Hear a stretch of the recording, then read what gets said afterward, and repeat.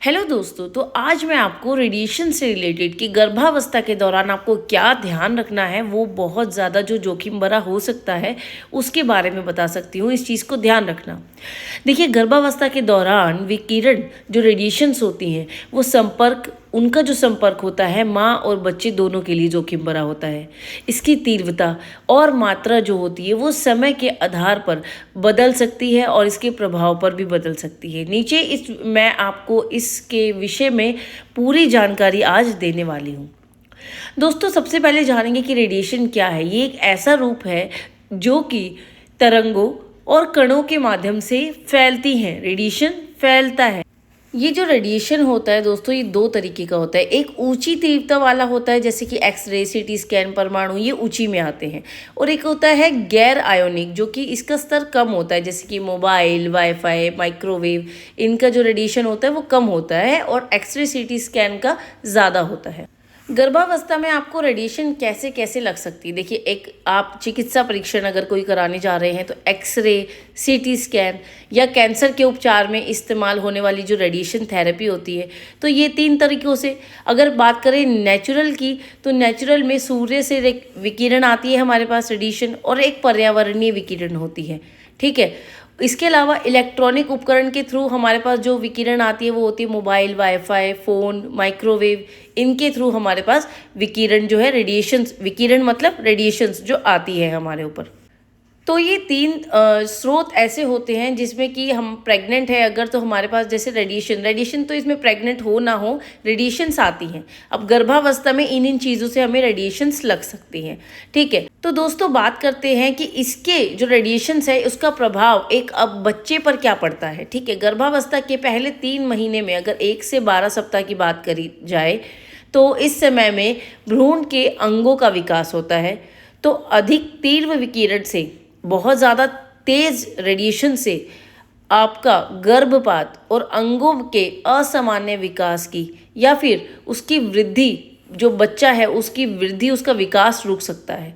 तो गर्भावस्था के पहले 3 महीने में अगर इस तरीके की कोई विकिरण आपके पास पड़ती है तो ये आपके बच्चे के ऑर्गेन के विकास को रोक सकती है। बात करते हैं दूसरे तिमाही के, तो दोस्तों इसमें आपके मस्तिष्क और तंत्रिका तंत्र का विकास होता है।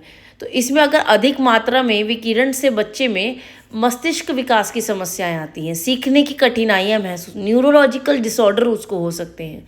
तीसरे त्रैमासिक की बात करें, 27 से 40 सप्ताह की, तो इसमें भ्रूण का जो शारीरिक विकास है वो बहुत तेज़ी से होता है। तो अत्यधिक रेडिएशन से भ्रूण की वृद्धि में बाधा डाल सकता है विकिरण, और जन्म के बाद स्वास्थ्य की संबंधी जटिलताएं उत्पन्न कर सकता है। अब बात करते हैं कि ये रेडिएशंस कितनी सुरक्षित हैं। तो दोस्तों, आमतौर पर 5 मिली सीवर्ट तक का एक्सपोजर गर्भावस्था के दौरान सुरक्षित माना जाता है, कि मतलब जो गर्भवती महिलाएं हैं उनको 5 मिली सीवर्ट जितना एक्सपोजर दे। हालांकि डॉक्टर गैर ज़रूरी एक्सरे या सीटी स्कैन से तो बचने की आपको सलाह देते ही हैं। बात आते हैं सुरक्षा की। तो दोस्तों, इसकी सुरक्षा के लिए क्या करें।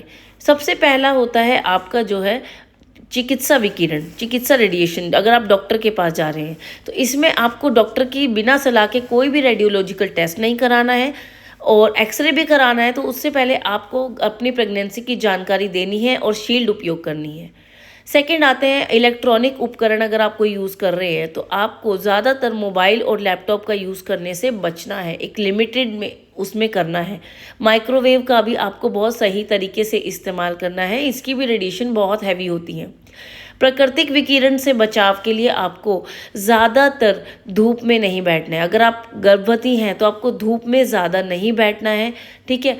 और इसके अलावा आपको बचने के लिए, पर्यावरण के रेडिएशन से बचने के लिए आपको थोड़ा सा अपने आसपास चीज़ों को साफ और सुरक्षित रखना है। और अगर आपका विकिरण से संपर्क हो गया हो तो क्या करना है, डॉक्टर से संपर्क करें, जानकारी दें, भ्रूण की स्थिति जानने के लिए अल्ट्रासाउंड कराएं, भ्रूण के विकास पर ध्यान देने के लिए नियमित चेकअप कराएं। दोस्तों, गर्भावस्था में रेडिएशन से बचाव करना बहुत ज़रूरी है, क्योंकि इससे आपके बच्चे की वृद्धि और विकास पर गहरा प्रभाव पड़ सकता है।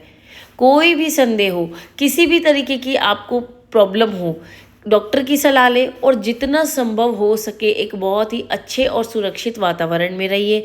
अपने आप को और अपने बच्चों को बिल्कुल बहुत अच्छे से सजो के रखिए, सुरक्षित रखिए। कुछ भी जानकारी चाहिए हो तो कमेंट कीजिए। Thank you so much. Keep